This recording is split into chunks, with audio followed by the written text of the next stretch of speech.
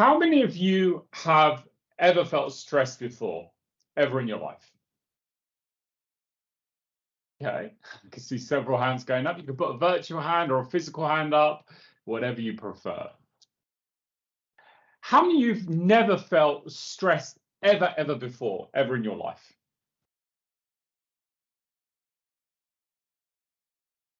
Okay, doesn't look like many hands going up for that one. How many feel that there's still a lot of work to do when it comes to tackling the barriers associated with dealing with stress, poor mental health, and poor well-being? Again, several hands going up there. Absolutely, and that's why we are here. My name is Neil Shah. I am the Chief De-Stressing Officer at the Stress Management Society and the Chief Insights Officer at International Wellbeing Insights. We came into existence 20 years ago, actually, just a week short of 20 years ago. We came into existence to essentially create a happier, healthier, more resilient world.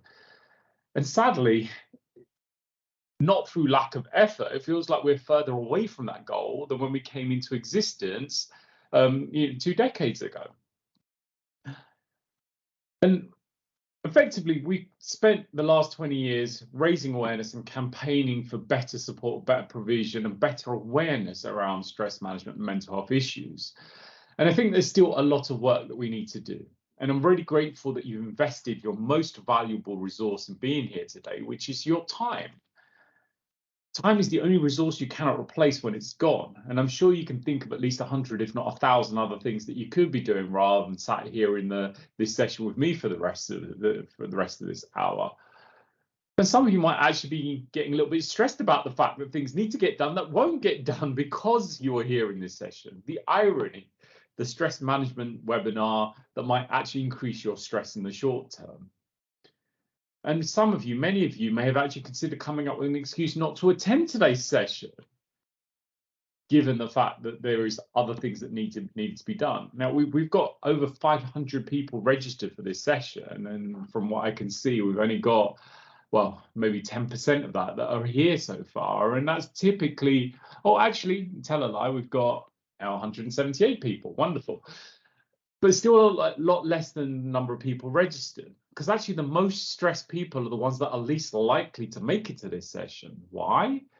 Because they haven't got the time or the capacity to find an ability to be able to take steps to do something about it. And that's really what today is about, is to share some ideas around what can we do to increase our resilience to the ever-increasing demands and pressures of modern life. And the reality of life as it is right now is extremely overwhelming for many of us. We seem to be going from one crisis to another. And sadly, some of us are getting to the point where we're desensitized to the next crisis because it's just too much and you just feel overwhelmed. So we need to stop and consider, well, what can we do? How can we better equip ourselves to cope with the pressures and demands of modern life?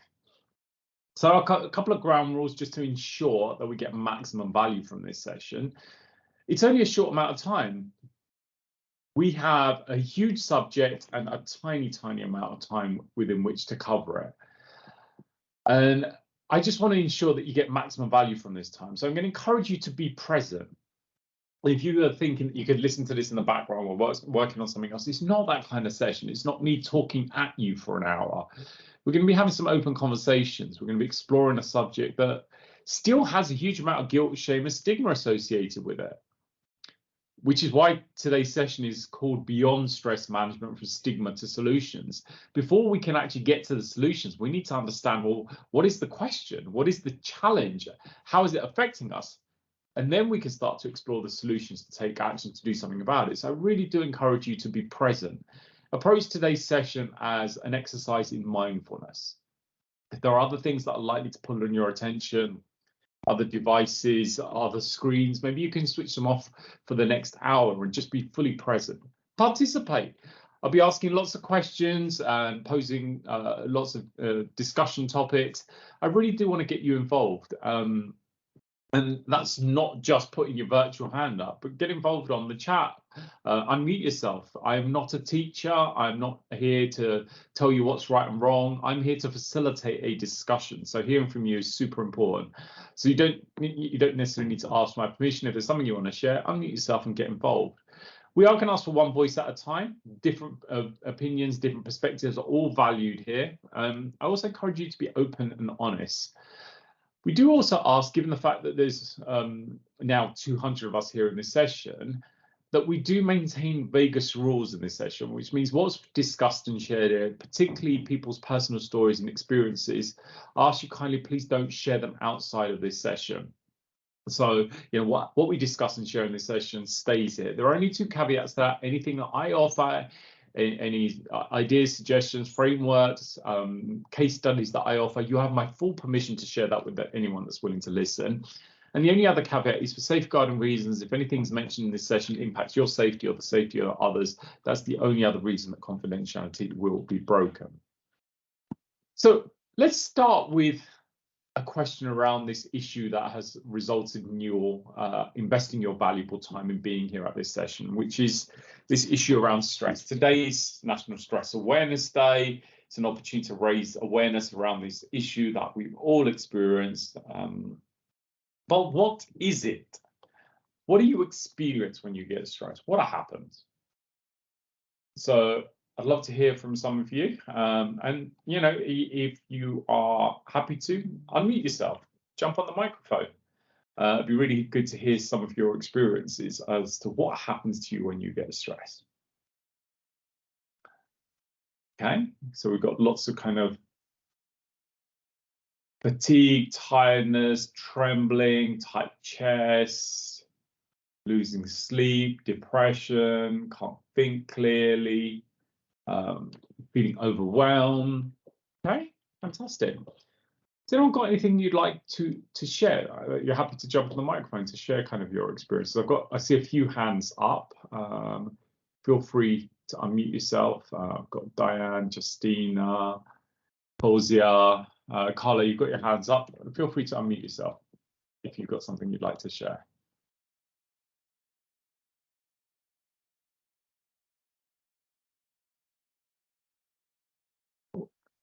Yeah.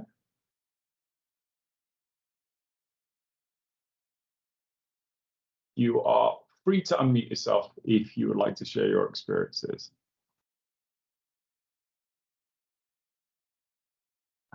So yeah, Justina, Fozia, Georgina, your mics are open if you'd like to share.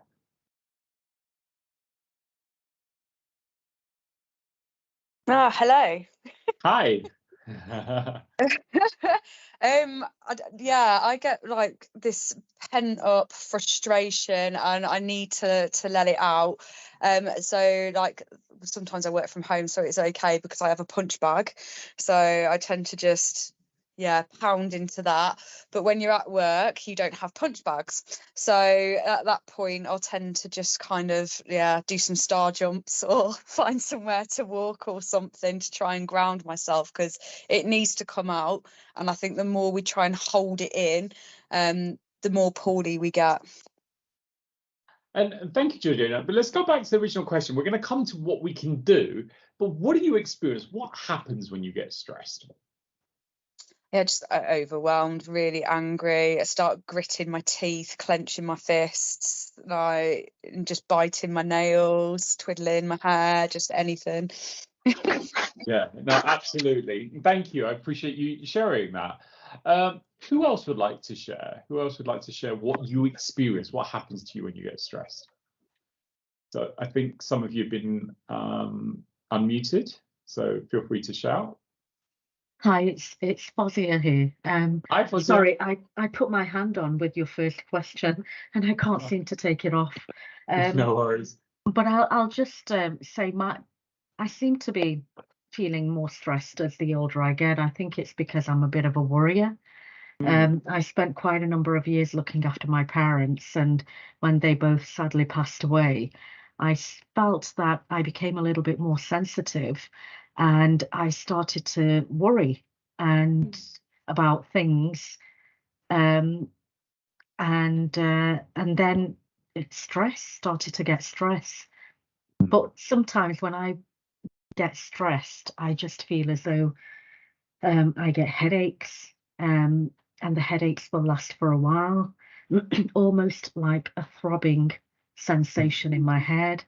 And then that causes me worry. And I think if I get myself so incredibly stressed, I don't want to cause a TIA or anything like that. So it's all stress and worry. And I'm sure some of the issues that get me worried can be easily resolved, but it just gets me very stressed. And yeah, absolutely. We're worried about things that haven't happened yet, or things that have already happened, and actually very little of what we get stressed about is happening right here, right now, which is fascinating. But just coming back to some of the responses, is the experiences that we're having: feeling angry, feeling emotional, feeling upset, can't think clearly, feeling overwhelmed. It's interesting. The question is, what do you experience when you get stressed, rather than what do you feel? Yet we tend to associate with the feelings or the emotions of stress more than actually what's happening within our bodies. This is quite common. And this is really one of the things that we need to clear up before we can go deeper into this discussion, because most of us are associating with the byproducts of stress rather than what stress actually is. Best way for me to describe this to you is to share a personal experience. Can I say something? Yeah, go for it. I have a lot of physiological effect from being stressed. The first thing that I notice that happens to me before, as my stress is building up, is coming, I stop drinking first. And Okay. I lose my appetite. I don't feel hunger. I don't feel thirst. And my sleep goes. And I'll be a couple of days and probably barely sleeping an hour or two and not realizing it. That's the key for me. And then following that, I get physiological pain, which is pain all over my body that I can't make sense of. I generally feel unwell and I cannot pinpoint on what's wrong with me. And that gets even more frustrating as time goes on. And then it just one thing leads to another. And out of the blue, I get this panic attack that comes out of nowhere. Nothing that brings it on, not because there was one particular thing out of the blue. It just happens. And it's so overwhelming and crippling and difficult to put into words. So No, that's absolutely. my experience of it. Thank you, and thank you for sharing. And I think this is something for us to dive into is, well, why do we have these kind of experiences? Well, the best way for me to help you to understand what stress is to offer you a personal experience. Because of the work that I do, because I run an organization called the Stress Management Society, and I'm a so-called expert on stress, not how I label myself, but how others have labeled me. People have this expectation that I never get stressed, which would be kind of like saying to a mechanic, I bet your car doesn't break down, or saying to a doctor, I bet you don't get ill. Of course the doctor gets ill. Of course the mechanic's car breaks down. They're just able to recognize the problem and they know what action to take to do something about it. And I guess I'd describe myself in the same way. I get stressed just like everyone else does, but I can recognize it and know what action to take to do something about it. And the last time I had a major episode of stress was about 20 minutes ago, to be honest. We logged onto this call 15 minutes in advance just to make sure everything was working. And the last webinar, we had a problem where every time someone joined, it would ping, and it was quite a loud ping, which meant that it was disruptive for the session. And knowing we've got several hundred people that were joining, I was trying to get the notifications turned off, and it was getting closer and closer to midday. Couldn't figure out. And at one point, I had most of the team in the room trying to figure it all out. I'm thinking, oh my God, we're going to have 200 people here starting this session, and the whole team are going to be bent over this computer trying to sort out the technical issues. And as we were getting to 2 minutes to midday, and we still hadn't got it working, the first thing I'm noticing, my heart's starting pounding in my chest, my breathing's becoming shallow and fast, my muscles are tightening up, my bladder's relaxed, all of a sudden I need to go to the toilet, I've got a sweat coming on, the temperature in the room hasn't changed, but all of a sudden I'm feeling much, much warmer. I'm feeling angry and hostile for this technology. It never seems to work when I need it to. My muscles are tensing up, my blood pressure's risen, my blood sugar's risen. Okay, I'm exaggerating a little bit, but how many of you can relate to some of those symptoms? Yeah, absolutely. I can see a few nodding heads, plenty of hands going up. That is triggered by the release of substances like adrenaline and cortisol that change the way that your body's functioning. For what reason? What's the benefit of going into that? Well, it's the fight or flight state. My body doesn't know the difference between technology not working properly and a saber-toothed tiger. It's the same hormones that are produced, the same physiological reaction occurring within my body to equip me to fight that saber-toothed tiger or run away from it to the best of my ability. And how is my body preparing itself to fight or run? Well, firstly, my body needs to send energy to the areas that are going to best equip me to fight hard or run fast, which are arms, legs, hands, and feet. Now, how do we distribute energy around the human body? With oxygenated blood. So if I want more energy in my hands, legs, arms, and feet, I need to send oxygenated blood to those areas. I can't produce blood at will like that, so I have to send it from somewhere to these particular areas. What is the most blood-hungry organ in the human body? What organ uses the most amount of oxygenated blood? The brain. So if we need to send extra blood to arms, legs, hands, and feet, we take it from the brain. The reason, my friends, that we feel panicky, anxious, overwhelmed, we can't think clearly, we can't problem solve, think laterally, think creatively, your brain is literally being drained of oxygenated blood, in particular the frontal lobes. You're set up in fight or flight to make reactive decisions. Do I punch? Do I kick? Do I block? Do I defend? Do I climb the tree? Do I dive under a bush? You're not set up to problem solve, think laterally, and think creatively. So you have less oxygenated blood in your brain. That is why we have those feelings of panic and anxiousness. And as the lady shared earlier, sometimes panic attacks come on because we literally our brain's drained of oxygenated blood, and we're talking ourselves into a panic attack. Oh my God, something bad's going to happen. I'm having a panic attack. I'm having a panic attack. And that literally leads to you having this kind of this reaction that triggers the panic attack. In addition to that, immune system, I'm sure many of you are aware, during periods of stress, you are much more likely to get ill. You're significantly more susceptible to illness when you are stressed. Why is that? It's another system that is not required if you're being attacked by a saber-toothed tiger. So you've got higher brain function, the immune system, digestion. Many of you will have experienced digestive problems when you're stressed. Again, you don't need your digestion working efficiently or effectively if you're about to be eaten by a saber-toothed tiger.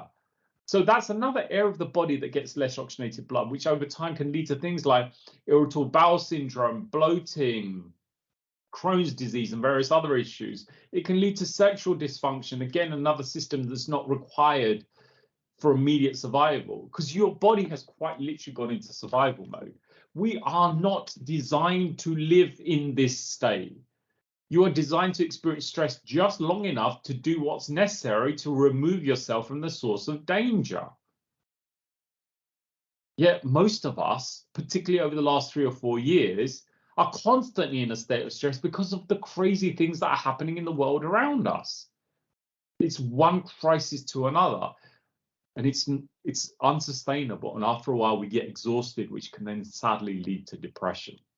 So the way that I would describe stress, our definition of stress, which interestingly came from a conversation that I had on a plane on my way to New York about 19 years ago. And I was sat next to a chap and we got talking, and eventually the conversation got round to what we do for a living. And I said to this gentleman, what do you do for a living? And he said, I'm a stress tester. I was like, wow, fascinating. What's the chances of that? I'm in stress management too. What's your background? You're a doctor, professor, psychologist, health and safety professional. And he's looking at me blankly like, what are you talking about? I said, what do you stress test? And he turned to me and he said, structures, materials. He said, recently I was working on a bridge. He was a structural engineer that specialized in stress testing, but not to people, but to objects and structures and materials. And it led to a very fascinating conversation. And this is how I'm going to ask you all to consider stress and how best to recognize stress in your life. if we consider a bridge, I live in London, and obviously the most famous bridge in London is Tower Bridge. This is a best artistic definition of Tower Bridge. And let's say on this particular day, Transport for London have gone on strike and parked all their red double-decker buses on the bridge. Those buses are filled with union reps. They're all discussing their demands, eating their sandwiches and protesting about whatever they're protesting about. And the black cabs in London have also decided to get involved because they're fed up with Uber stealing all their business. So they're parked their black cabs onto the bridge as well. We've got this storm going on in London. I can't remember what it's called, Storm Kieran or something, that's about to start. And that's led to a surge on the River Thames. The Thames barrier has been breached, and HMS Belfast has managed to get washed onto the bridge. The animals have all escaped from London Zoo, rushed onto the bridge because they smelt the food on there. We've got the protesters that have gone onto the bridge protesting about whatever they're protesting about today. There's always something different to protest about, but they're all on the bridge as well. And then we've got capacity issues at Heathrow Airport, and the mayor sanctioned the building of a temporary runway running across the top of the bridge. We've got a couple of Airbus A380s on there. If I keep going in this way, put more pressure, more demand, more load onto the bridge, I don't care how well constructed the bridge is, whether it's Tower Bridge in London, the Golden Gate Bridge, Sydney Harbour Bridge. Do we agree every bridge on the planet, if enough pressure is applied for long enough, will ultimately collapse? Do we all agree with that statement? Absolutely. But before it collapses, how do we know? How will we be able to tell the bridge is struggling?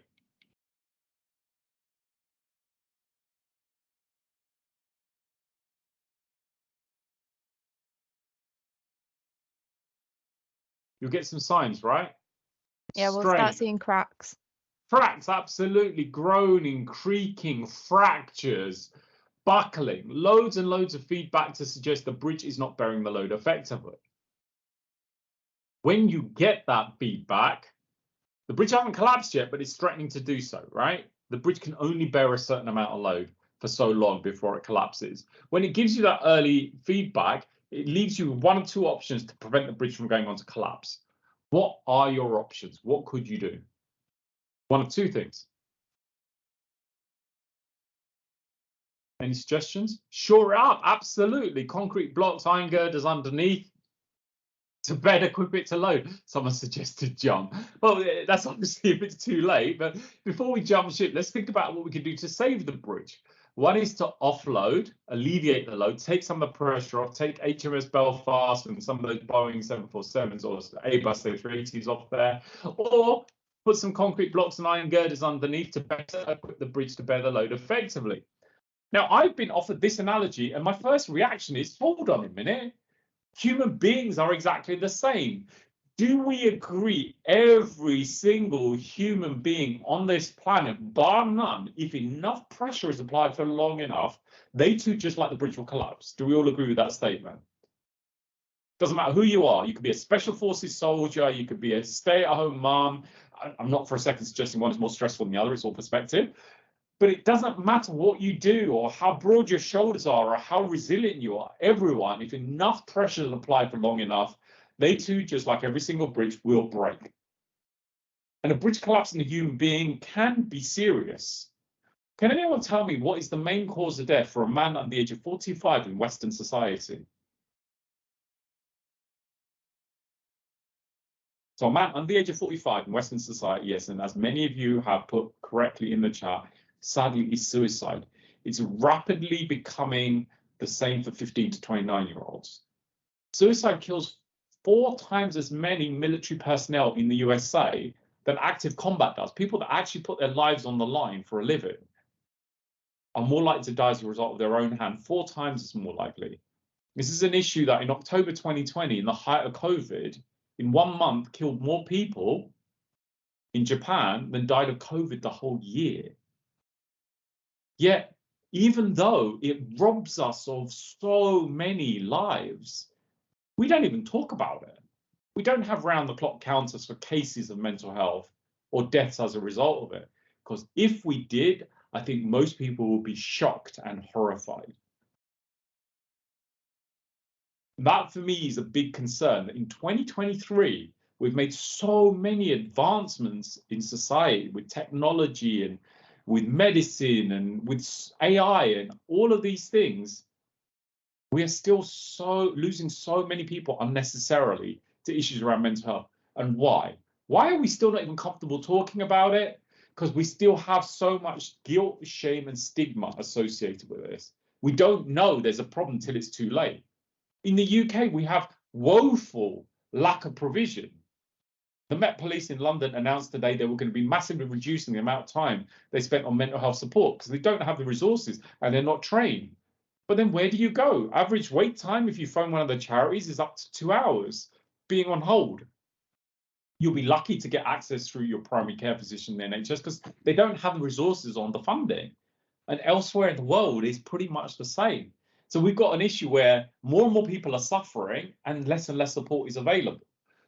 So we need to get better at this, and we need to get better at picking this up early and recognizing long before anyone gets anywhere near the point their bridge collapses that they are struggling.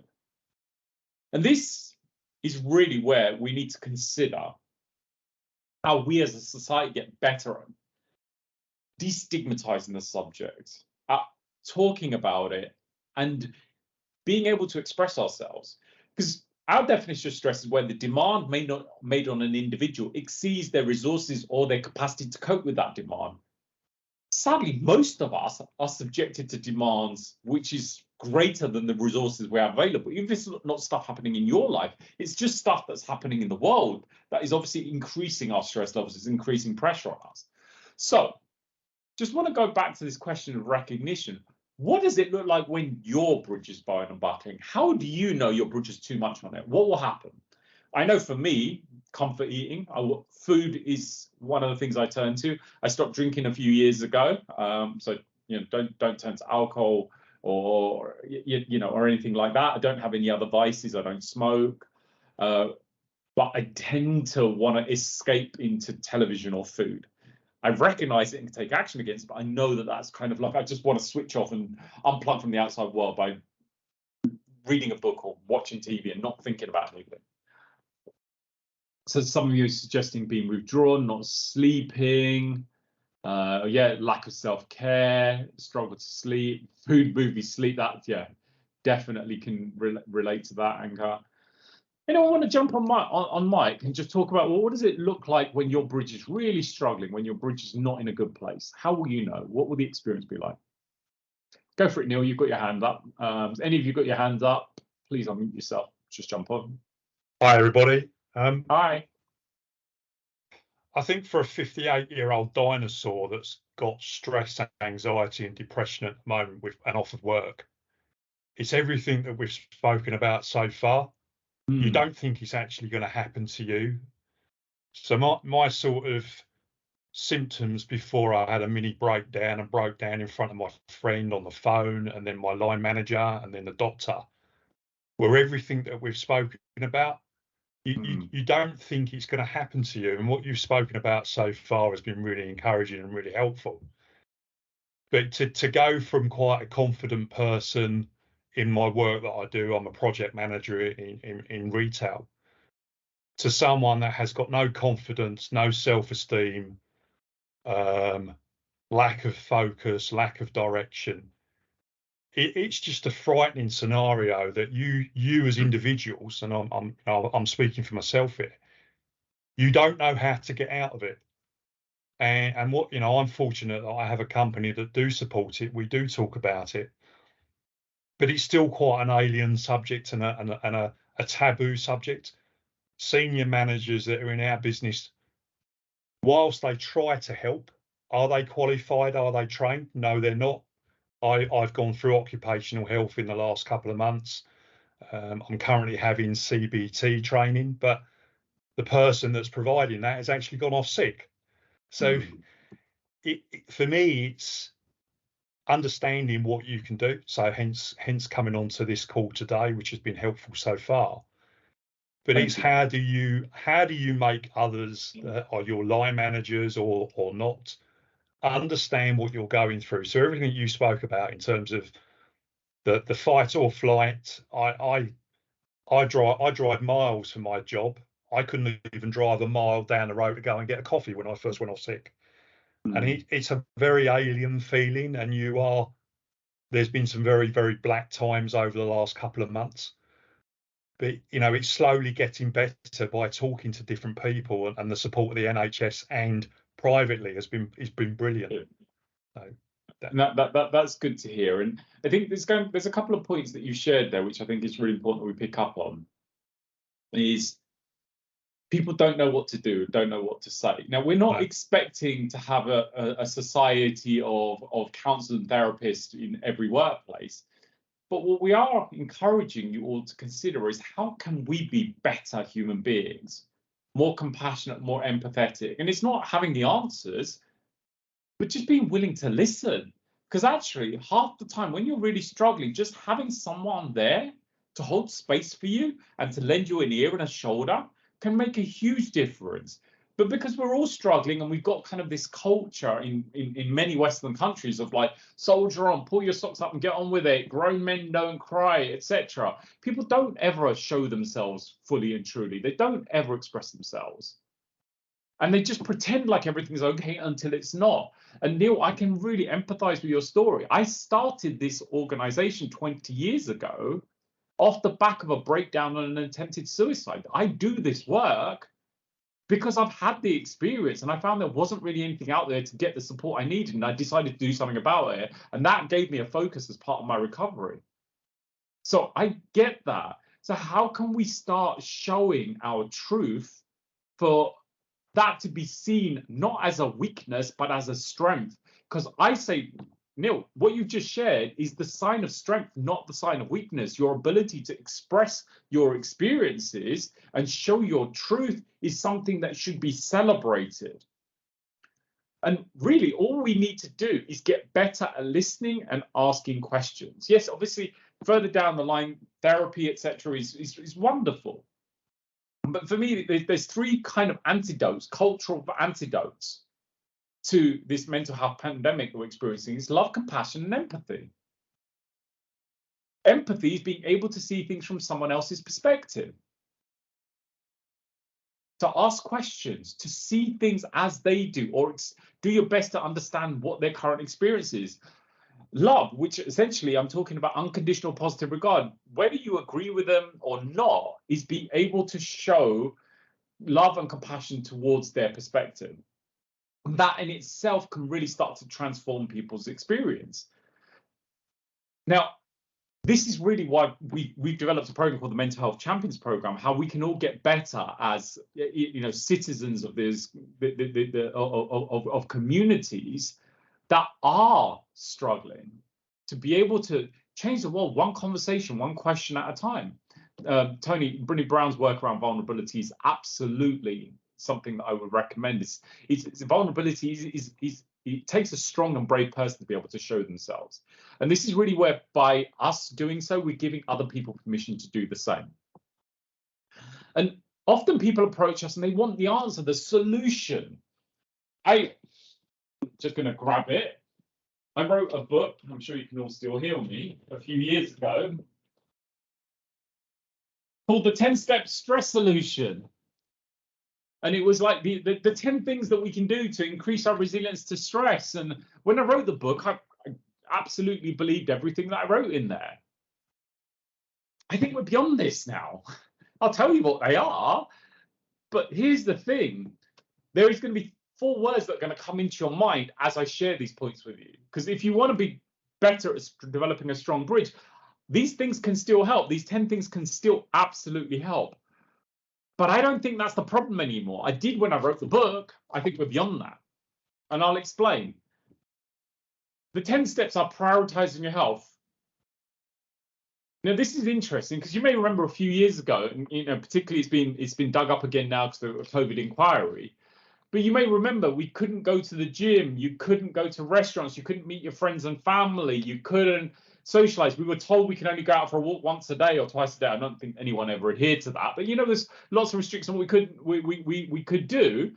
But you could easily order Uber Eats, go to the supermarket, buy a 6-pack bottle of wine, some vodka, sit on the sofa and watch Netflix. So essentially, many of us didn't prioritize our health during that period, if that makes sense, because we weren't able to.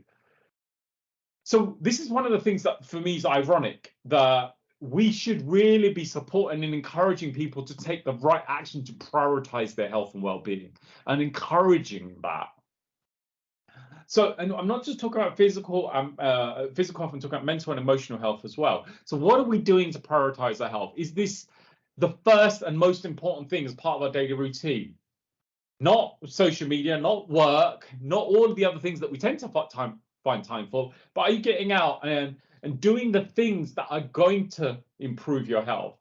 Do you get a good night's sleep? Are you getting your 7 or 8 hours of night of sleep?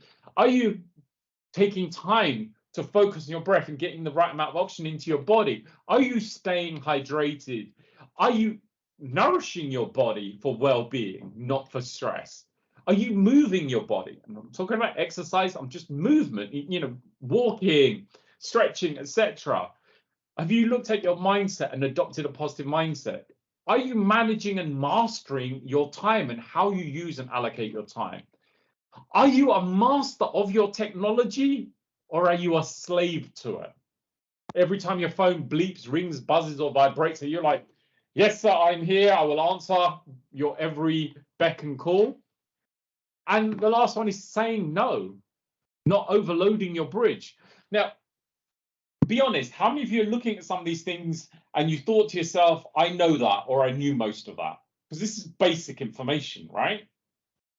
Yeah, absolutely. I'm sure most of you at some level know most of these things. You all know the top 4 things you should do to improve your health. You know you should drink 2 liters of water a day. You know you should eat 5 bits of roots and vegetable. You know you should sleep 7 or 8 hours a night. You know, most of you will know you need to walk 10,000 steps, right? Would you agree? You know this information.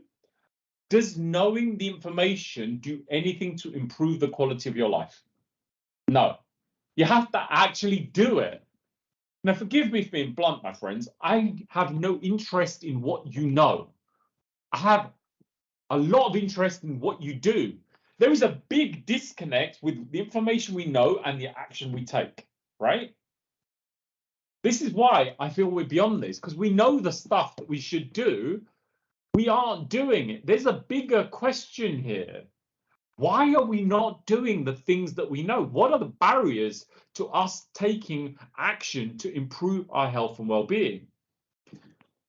Now, this is something that was highlighted for me recently. Like, you know, these days, if you, particularly in the UK, and it may be true in other parts of the world as well, if you go to, say, a supermarket and you want to buy cigarettes, if you smoke, they're hidden behind a curtain, so you can't actually see them.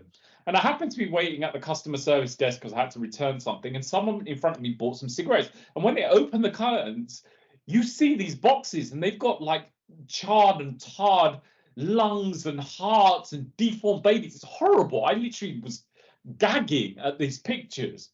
So people that smoke know that they do these horrible things to you, right? Yet they still choose to smoke.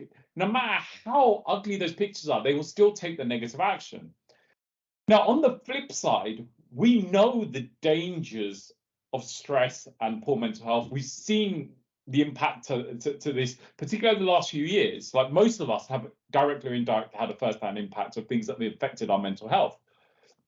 Yet we still continue to do those negative habits and behaviors. And we also all know the things that we can do to improve our well-being, yet we aren't prioritizing that. So the bigger question here is not the 10 things that we need to do to improve our well-being and resilience to stress, is why are we not taking action against the things that we already know? And I've been involved with the team here doing some research around this. And I can tell you, if I gave you 5 things that you could do right now within 6 weeks, it would transform your experience of stress. For some of you, it would actually stress you out. If I say to you, I want you to, every day before you go to sleep, I want you to spend 10-15 minutes writing a gratitude journal, the things that you're most grateful for that have happened during the course of the day. I want you to spend at least 45 minutes to an hour walking unplugged in nature. No phone, no headphones, be out in nature, getting fresh air and being present to your experience. I want you to find time to meditate twice a day, 10 minutes at a time. And I want you to make sure you drink 3 liters of water a day. I want you to turn your technology off 2 hours before you go to sleep. So have some time to wind down before you actually get into bed. If I kept going in this way, some of you are going to be like, Neil, you're stressing me out at the thought that I need to find time to do all of these things to manage my stress. How many can feel that managing your stress can actually add to your stress? This is the irony. At some level, you already know the answer, but there is resistance to us taking up the mantle to doing what's necessary to build a stronger, more resilient bridge. That is the real question here. So before we get to that, before we go into this in more detail, why are we not, excuse me, why are we not taking the necessary action? Why are we not doing what's necessary? What's preventing us from doing the things that bring us positive well-being? Time pressures. Okay. Time pressures, yeah. But is it time pressures or is it how we're applying our time? We've all got 24 hours in a day. We've got the same amount of time. And yeah, Gabriella's put in priorities. And I think it's what we are prioritizing, right? Would you agree with that? Is we don't prioritize our own well-being because work gets in the way, family commitments, pressure, financial issues, etc. All of the things that essentially that we put higher up the priority list than our own well-being. And you know, paralysis by analysis, or Martin saying paralyzed by inaction. We're not making the commitment to ourselves. And you know, even the 5 basic essentials for your well-being: drinking enough water, getting enough movement in your body, eating the right things, putting the right things into your body, having healthy connections in your life, and getting the right sleep. If we forget the 10, if we reduced it to 5, even that can feel challenging for some. But this is really where we need to start, is you need to have the right foundations in place. And part of this is admitting there's a problem.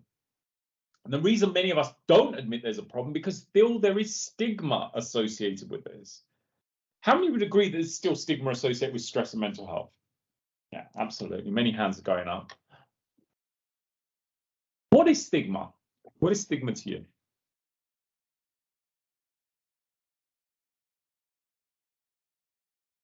Because until we tackle the stigma, we can't really move forward. That's why we aren't really making progress. We haven't really tackled the stigma. And so some people say ignorance, weakness, judgment, fear of feeling embarrassed or ashamed. Yeah, I've seen lots and lots of responses coming in. It's kind of 2 aspects to stigma. There is stigma is essentially something seen in a negative way because of a particular characteristic or an attribute. But there's 2 aspects to stigma. There's the public stigma, the reaction that the general population has towards people that are struggling with mental health, mental illness, or even stressed out and overwhelmed. And then there's the the self-stigma, where we internalize the public stigma and stereotypes, and we start to feel ourselves that we're not good enough, we're weak, we can't cope, if that makes sense. So we got to tackle how we feel about this, as well as tackle the general narrative. And until we start reframing that, more and more people are just going to suppress, repress, and internalize their experience. And we don't know there's a problem until it's already too late. And you know, there's some stats there on the screen. I'm not going to read them out, but it's a huge issue which most of us have experienced. The vast majority of us will experience this in any given moment. So how do we prevent these stats and these numbers getting higher? Well, there's a couple of things for us to consider. Particularly right now, every time you pick up a newspaper, you log onto a news channel, you're on social media, you're reminded of terrible, tragic things that are happening in this world, of which there are many. But many of these things are outside of our control, and we get overwhelmed, and a lot of the things that are on our bridge aren't even our things. How many of you can think of things on your bridge and they aren't even your things? They're just things that are happening in the world around us.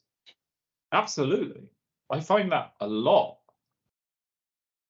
So this is really something that I'd like to share with you today as just a starting point.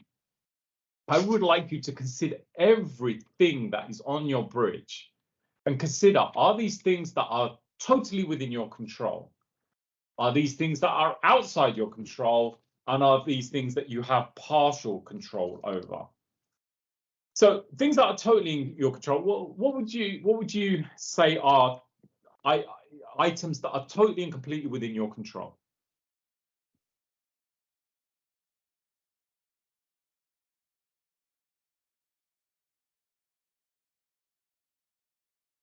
Self-care, your daily routine, when you go to bed, yeah, absolutely. Sleep, exercise, yeah, your thoughts, what you buy when you go to the supermarket. You know, within reason, within your budget, you have a choice of what you buy, whether you buy some processed food or some vegetables. What you read, what you choose to consume. I stopped reading newspapers and watching the news about 10 years ago because I remembered I had a choice, and every time I watched the news or read a paper, it would leave me feeling down about the things that are going on in the world today. What my interests are, my mindset and my attitude, as much as sometimes we may think that that's outside of our control, what goes on up here is within our control if we learn how to manage that. What I communicate to others, how I show up in the world, is totally within my control. What is something that is completely outside of our control, that we have no ability to influence?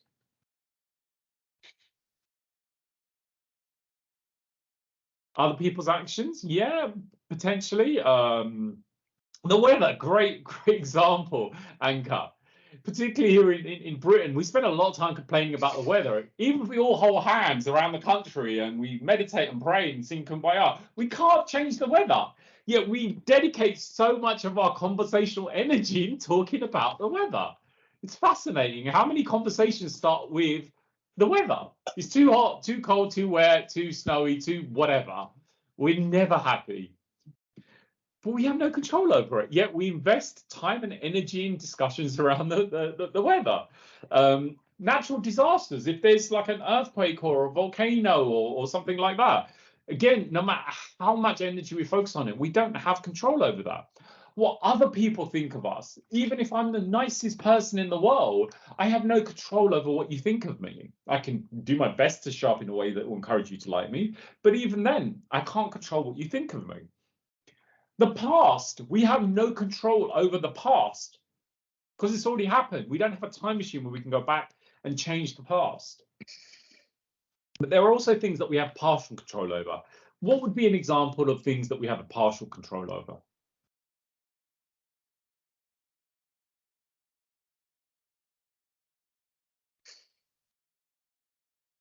Yeah, workload, how we deal with someone else's actions. Yeah, anything collaborative. The outcome of this workshop is only partially within my control because there are 200 plus of you guys here. So we're working together here, right? So what happens at the end of this and the experience you have is only partially within my control. Anything involving community or society in your workplace, in your family, is something you have partial control over. So this is really where considering, are we putting as much energy as possible in things that we have total control over? Are we putting the things that are outside of control off our bridge, and the things that are partial control over that we are putting energy into to ensure that we're able to influence them in the right way? And I think this is really where there is a framework I want to finish today's session with, we're sharing with you, is how we change mindsets. How at this time, this crucial point we find ourselves in 2023, where many of us are struggling, we find ourselves with so many crazy things going on in the world around us. What are the 3 C's to building resilience within ourselves and society? How we can start to challenge and tackle these stigmas, to really start addressing the guilt and shame many people experience when addressing stress and mental health issues. So courage, be an example, speak up, take action, be vulnerable, show yourselves fully. Let's make it okay to not be okay. And when you share your story, you're automatically giving people permission to share theirs. Just like Neil shared his, the reason I shared my story with you today is I'm hoping by us doing so, we're giving other people permission to do the same. And yes, it takes courage. The first time I shared with anyone that I'd attempted to end my own life, was 5 years ago, 15 years after it happened. It took me 15 years to build up the courage, even though I work in mental health, even though I run an organization that's running programs across the world that's helped hundreds of millions or reached hundreds of millions of people with the work that we've done. It took me 15 years to get to the point where I was comfortable sharing the depths of my own story. But the reason I knew I had to do so, how can I expect other people to show courage and show their truth if I wasn't willing to do the same? So be an example, be the first to take the step of changing mindsets around mental health. And if that means you sharing your story, just like I did, just like Neil did, you don't know who's going to hear that story that really needed to hear that today. Compassion towards yourself and others, particularly, there's obviously the conflicts in the Middle East that's going on at the moment. Some people see things on one side of the story, some people see things on the other. And we've had this across the board in so many different subject areas over the last few years. How can we step back and show compassion to everyone? There's a lot of people that say to me, I'm fighting for change. One of the things I say is stop fighting for anything, because the moment you're fighting for anything, even if it's the right thing, you are still creating conflict because you're fighting the person that doesn't agree with the way that you see things, right? How about instead of fighting for something, love for it? Don't fight for peace. You can't, because the moment you're fighting for anything, you're creating more conflict. If you want peace, you have to love for peace. If you want harmony, we've got to love for it. If we want a better provision around mental health, don't fight for it, love for it. And this is where we show compassion towards yourself and others, and particularly people that don't see the world the same way you do. Let's not create more conflict. There's already enough of that in this world. Understand that everyone sees things from their own perspective. And the moment we start to understand each other, the moment we can start building bridges between different perspectives. And where we start to create harmony, where we are then working together to find common solutions. And connection. I live in London, which was recently, it was awarded a title which I'm not proud of. London was voted as the loneliest city on the planet. Shocking. Why shocking? There's 8 million people that live in London. You are never alone. Yet many people in London feel lonely. More than a third of people in London feel lonely. Something like 75% plus of people in London don't know their next door neighbours. That's tragic.